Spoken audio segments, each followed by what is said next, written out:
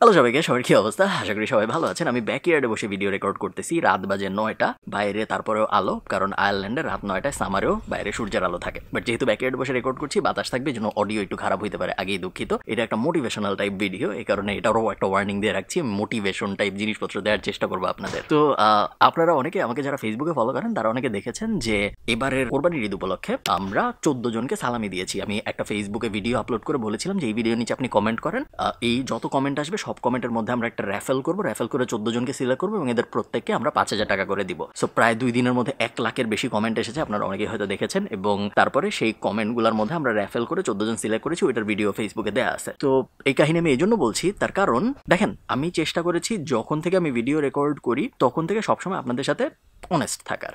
আপনারা আমাকে 2017 সালে আমার বাসার বারান্দায় বসে ফ্রিল্যান্সিং নিয়ে ভিডিও রেকর্ড করতে দেখছেন ঢাকায়। এরপরে আপনারা আমাকে দেখেছেন আয়ারল্যান্ডে আমার প্রথম বাসায় ভিডিও রেকর্ড করতে। আমার সেকেন্ড বাসায় পিছনে সাদা ব্যাকগ্রাউন্ড দেয়াল ছিল, ওটার সামনে আমি অনেক ভিডিও রেকর্ড করেছি, আপনারা জানেন। এখন আমি কিন্তু আমার ব্যাকইয়ার্ডে বসে আছি, আমার সামনে দোতলা বাসা এদিকে। তো পুরো জার্নি আপনারা মোটামুটি দেখেছেন। আমার এজেন্সি 0 থেকে 130টা। আমি এজেন্সি নিয়ে যদিও বেশি কথাবার্তা বলি না ইউটিউবে, বিকজ এজেন্সি সব ক্লায়েন্ট বিদেশি এবং আমি চাই না যে দেশ থেকে কোনো একজন, বিকজ ইউটিউবের ভিডিও তো অনেক মানুষ দেখে, কোনো একজন কোনো একটা ক্লায়েন্টকে খুঁজে বের করে ইমেল করে কিছু একটা বলুক।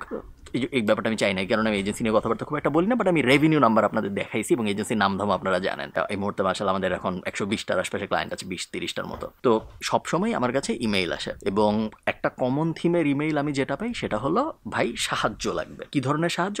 মনিটারি সাহায্য। ভাই আমার টাকা দরকার, আমি এই করব, ভাই আমার টাকা দরকার। এই অ্যাঙ্গেলের ইমেইল আমি রেগুলার পাই, একদম রেগুলার প্রত্যেক দিন পাই। এবং এই মেলগুলা বেশিরভাগ সময় আমার বিরক্ত লাগে এই মেলগুলা পেতে। কেন বিরক্ত লাগে আমি একটু এক্সপ্লেন করি আপনাদের। দেখেন, আনলেস আপনার কোনো ডিসএবিলিটি আছে, ধরেন আপনার বডিতে কোনো সমস্যা বা আপনার ব্রেইনে কোনো সমস্যা, এই দুইটা সমস্যার কোনোটা যদি আপনার না থাকে, তারপরেও যদি আপনার মানুষের কাছ থেকে টাকা চাইতে হয় এবং নিজের উপার্জন করার ক্ষমতা না থাকে, এইটাকে আমি পজিটিভলি দেখি না, একদম অনেস্টলি বলতেছি। এটা আমার কাছে মনে হয় খুব খারাপ একটা ব্যাপার। তো সবসময় এটা আসে। বাট যেহেতু আমি রিসেন্টলি অনেক গিভ অ্যাওয়ে করতেছি, ইউটিউবের সব টাকা দিয়ে দিচ্ছি, তারপরে ঈদের সময় অনেকটা দিয়ে দিচ্ছি, এটা ফ্রিকোয়েন্সি অনেক বেড়ে গেছে। এখন আমি দিনে 50, 60, 100, 200 করে এরকম ইমেল পাচ্ছি। এবং মোটামুটিভাবে যখনই আমি এই ধরনের কোনো ইমেল দেখি, তারপরের 5-10-15 মিনিট আমার বেশ বাজে যায়। তো সাধারণত আমি ইমেলগুলোর সাথে কখনো কমিউনিকেট করি না। ইমেল আসে, স্প্যামে চলে যায় বা ট্র্যাশে চলে যায়, আমি রিপ্লাইও দিই না। কখনো কখনো আমার পর্যন্ত আসেই না। আমাদের যে সাপোর্ট ইমেল আছে ওখানে থেমে যায়, কবুতর ডাকতেছে, আপনারা হয়তো শুনতেছেন।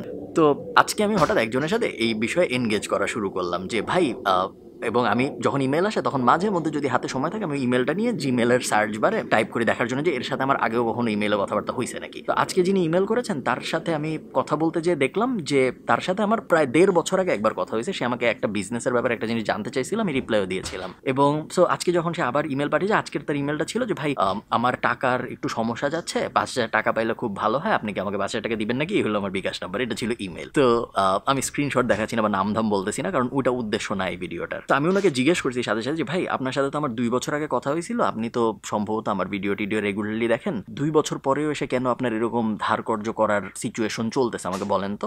বলে যে ভাই, আমি আপনার ভিডিও রেগুলার দেখি, কিন্তু আমি কি করব বুঝতে পারি না, ইচ্ছা করে কিন্তু বুঝতে পারি না কি করব। সো এখন যেহেতু আমি অনেক দিন ধরে যেহেতু আমি কন্টেন্ট বানাই, আমার কাছে কিন্তু লাইব্রেরি আছে এবং আমি লাইব্রেরি দিয়ে ধরতে পারি মানুষকে। সো আমি ওনাকে সাথে সাথে বলছি আমার একটা ভিডিও আছে যে এই 9টা স্কিল শিখলে আপনার জন্য ভালো হবে। ওই ভিডিওটার লিঙ্ক আমি ওনাকে দিছি, দিয়ে বলছি যে ভাই, আমি তো প্রায় 1.5 বছর হয়ে গেছে একটা ভিডিও করেছিলাম যে এই 9টা স্কিল শিখলে ভালো হবে, এই 9টার কোনোটাকে আপনি শিখছিলেন নাকি? উনি বললো যে ভাই, ভিডিওটা দেখেছি কিন্তু আসলে শিখি নাই, কারণ কেমনে শিখতে হবে এটা বুঝি নাই। আমার আরেকটা ভিডিও আছে, সো এখানে আমি পুরো শার্লক হোমস টাইপ কাজকর্ম হচ্ছে। আমার আরেকটা ভিডিও আছে যে এখানে কোনো কিছু কিভাবে শিখতে হবে এটা পুরো ব্রেকডাউন করে দেওয়া আছে, যে কিভাবে শিখতে হয়, নেইবারহুড এফেক্ট কি, কোন পদ্ধতিতে শিখলে ভালো হয়, আমি কিভাবে শিখি, সব কিছু ব্রেকডাউন করে দেওয়া আছে।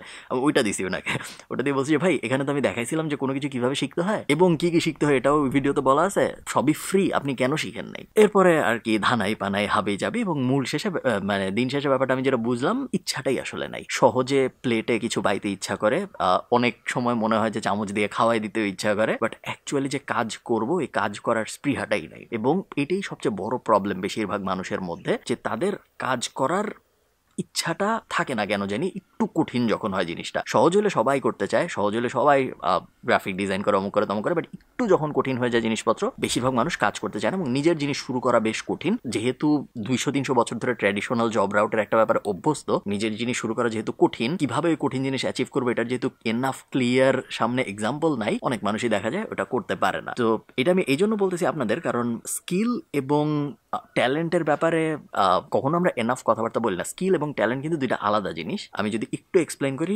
ভিডিও খুব বেশি বড় হবে না, আমার কথা প্রায় শেষ। স্কিল হইল অ্যাকোয়ারেবল, আপনি যে কোনো কিছু শিখতে পারেন। ট্যালেন্ট হইল অনেকটা লাকের সাথে রিলেটেড, আপনার কোনো একটা ব্যাপারে গড গিফটেড ট্যালেন্ট আছে, যেইটার উপরে আপনি যখন স্কিল বসাবেন তখন আপনি ওই জিনিসটাকে অনেক ইমপ্রুভ করতে পারবেন। সো ফর এক্সাম্পল ধরেন মেসির ফুটবল খেলার ট্যালেন্ট আছে, এরপরে ও স্কিল আয়ত্ত করছে 20 বছর ধরে, এবং তারপরে ও ওয়ান অফ দ্য গ্রেটেস্ট বা দি গ্রেটেস্ট ফুটবলার হয়ে গেছে। আমরা যারা রিয়েল ওয়ার্ল্ডে কাজকর্ম করি, আমাদের বেশিরভাগের কোনো ট্যালেন্ট দরকার হয় না। আমি মার্কেটিং এজেন্সি চালাই, আমার ট্যালেন্ট জিরো, আমি স্কিল নিয়ে কাজকর্ম করি, এবং আমি যা করি তার সবকিছুই আপনার শিখে ফেলতে 3 বছর 4 বছর 5 বছরের বেশি সময় লাগবে বলে আমার মনে হয় না। এবং দুনিয়ার বেশিরভাগ স্কিলই তাই। দুনিয়ায় এমন স্কিল খুব কমই আছে যেটা আপনি বলবেন যে না, এই জিনিস তো ভাই আমি কোনোদিনও শিখতে পারবো না। মিউজিশিয়ান হওয়ার জন্য ট্যালেন্ট লাগে, বাদ্যযন্ত্র বাজানোর জন্য ট্যালেন্ট লাগে, এবং ওই ট্যালেন্টের উপরে আপনি যখন 20 বছরের সাধনা বা স্কিল অ্যাড করবেন, তখন যে আপনি একটা খুব ভালো মিউজিশিয়ান হবেন। মিউজিক, স্পোর্টস, এরকম গুটি কয়েক জিনিস আছে যেখানে ট্যালেন্ট অনেক বড় ফ্যাক্টর প্লে করে। বাট বেশিরভাগ রিয়েল লাইফ স্কিলে, যেগুলো নিয়ে আমরা আপনারা কথাবার্তা বলি, যেগুলো আমরা আপনারা ক্যারিয়ার দাঁড় করাইতে চাই, বিজনেস বলেন, মার্কেটিং বলেন, কোডিং বলেন, এই সেই হাবিজাবি জিনিসপত্র, এগুলোর মধ্যে ট্যালেন্ট খুব বড় ফ্যাক্টর প্লে করে বলে আমার মনে হয় না। এগুলা 95-99%ই আসলে স্কিল, তারপরে অল্প একটু যায় ট্যালেন্ট, এবং ওটা না থাকলেও তেমন আহামরি কোনো ঝামেলা হয় বলে আমার মনে হয় না। স্কিল বেসড যখন জিনিস হয়, তখন ওটার ভালো ব্যাপার হইলো জাস্ট স্কিল অ্যাকোয়ার করা সম্ভব। তখন ওটার গডের হাতে, মানে গড গিফটেড ট্যালেন্টের উপরে ডিপেন্ড করে না। ওটা ডিপেন্ড করে আপনি আসলে কতটুকু টাইম স্পেন্ড করতেছেন, এবং খুব ভালোভাবে স্পেন্ড করতেছেন নাকি ওই টাইমটা ওই জিনিসটা শেখার জন্য, নাকি করতেছেন না। এবং বেশিরভাগ মানুষ করে না। আরেক ধরনের মানুষ আছে যারা এটা করে না, যে এটা তারা স্বীকারও করে না, এবং তারা আপনাকে অনেক বলবে যে হ্যাঁ ভাই আমি এই করতেছি, হ্যাঁ ভাই আমি অমুক করতেছি, হ্যাঁ ভাই আমি এই শিখতেছি, অমুক শিখতেছি। 2-3 বছর পর দেখবেন তারা আসলে কিছুই করে নাই, তারা কিছুই করতে পারে নাই। তারা একটা ক্লোজড লুপের মধ্যেই আছে, একই দুনিয়ায় তারা ঘুরপাক খাচ্ছে। 5 বছর পরেও তারা যায় সেম জায়গায় আছে। এই ভিডিওটা আমি এই জন্য আপনাদের রেকর্ড করে বলতেছি। আমি কিন্তু নিজেকে কখনো বলি না যে আমি ইউটিউবার বা আমি ইনফ্লুয়েন্সার, আমি ব্যবসা করি, এবং ইউটিউব জিনিসটা পুরাই সাইড প্রজেক্ট। আমি বিভিন্ন জায়গায় বিভিন্নবার অনেকভাবে বলছি যে ভিডিও বানাইতে আমার আসলে খুব একটা ভালো লাগে না, এটা অনেক বিজনেস বেনিফিট দেয় দেখে আসলে আমি এখনো বানাই, এবং মাঝে মধ্যে মনে হয় যে কোনো না কোনো কিছু আসলে খুব বেশি বলা দরকার, তখন যে আমি ভিডিও রেকর্ড করি। এই ভিডিওটা ওই রকম। শ্রীলঙ্কার অর্থনীতিতে বা বাংলাদেশের ইনফ্লেশনে কি বিপদ হয়েছে, বা ইউক্রেন রাশিয়ার যুদ্ধে কি ঝামেলা হয়েছে, ওইটা নিয়ে আপনাদেরকে জ্ঞান দেওয়া আমার খুব একটা দরকার না। কেন করি? আমার বিজনেসে হেল্প করে, আমার রেভিনিউ আসে ইউটিউব থেকে, যেটা এখন আমি দিয়ে দিচ্ছি, আসলে আসে না। আমার ফলোয়ার নাম্বার বাড়ে, আমাকে মানুষ ভালো ভালো কমেন্ট করে, আমার দেখতে ভালো লাগে। বাট কিছু কিছু সময় থাকে, কিছু কিছু ভিডিও যেগুলো আসলেই করতে ইচ্ছা করে, কারণ মনে হয় এগুলো করলে আসলে অনেক মানুষের হেল্প হবে। এই ভিডিওটা ওরকম একটা ভিডিও। আপনি চেষ্টা করেন আগামী 9 বা 12 মাসের মধ্যে একটা প্রপার স্কিল আয়ত্ত করার। আমি ধরে নিচ্ছি আপনার কোনো ট্যালেন্ট নাই, আমারও নাই, তাতে কোনো সমস্যা হয় না জীবনে কারো। চেষ্টা করেন আগামী 12 মাসের মধ্যে একটা প্রপার স্কিল আয়ত্ত করার, যাতে আপনার জীবনে এমন কোনো সিচুয়েশন না আসে যখন আপনার অন্য আরেকটা মানুষের কাছে যে বলতে হয় যে এইটা দরকার, এই টাকাটা দরকার, না হইলে আমার খুব বড় বিপদ হয়ে যাবে। ওটা খুব বাজে একটা সিচুয়েশন। ওই সিচুয়েশনে আপনার কখনোই যেতে যাওয়া উচিত না, এবং ওইরকম কোনো সিচুয়েশনে আপনি যেন কখনো না যান। ওই কারণে যা যা করা দরকার সেটা আসলে আপনার আজকেই করা উচিত, কারণ আপনি জানেন না ওই সিচুয়েশন কখন আসবে। এবং যদি ওই সিচুয়েশন কখনো আসে, 99.9% টাইমে, যেটা একটু আগে বলেছিলাম, আপনার যদি কোনো ফিজিক্যাল বা মেন্টাল ডিসএবিলিটি না থাকে, দোষটা মেইনলি আপনার। সো যারা অলরেডি ওই সিচুয়েশনে আছেন এখন, ধরে নেন দোষটা আসলে আপনার। এবং যারা অলরেডি ওই সিচুয়েশনে নাই, বাট মনে হচ্ছে আগামী 12, 24, 36 মাসে আমি ওই সিচুয়েশনে যেতে পারি, এই ভিডিওটাকে একটা ওয়েক আপ কল হিসেবে ইউজ করেন, যেন ওই সিচুয়েশনে কখনো আপনার জীবনে না আসে। ঠিক আছে? এবং এটাই মেইনলি আমি আসলে জিনিসটা বলতে চাইছি। আমি খুব গুছায় বলতে পারি নাই। সাধারণত আমি যখন উপরে ভিডিও রেকর্ড করি, দোতলায় আমার অফিসে, আপনারা সাধারণত যে ব্যাকগ্রাউন্ডে আপনারা আমার ভিডিও দেখেন, তখন আমার সামনে বুলেট পয়েন্ট থাকে যে এই 6টা ব্যাপারে আমি কথা বলবো, এই 5টা হ্যাক নিয়ে কথা বলবো, ইত্যাদি ইত্যাদি। আর আজকে আমি এমনি ক্যামেরা নিয়ে নিচে আসছি জাস্ট এই ব্যাপারটা আপনাদের সাথে বলার জন্য।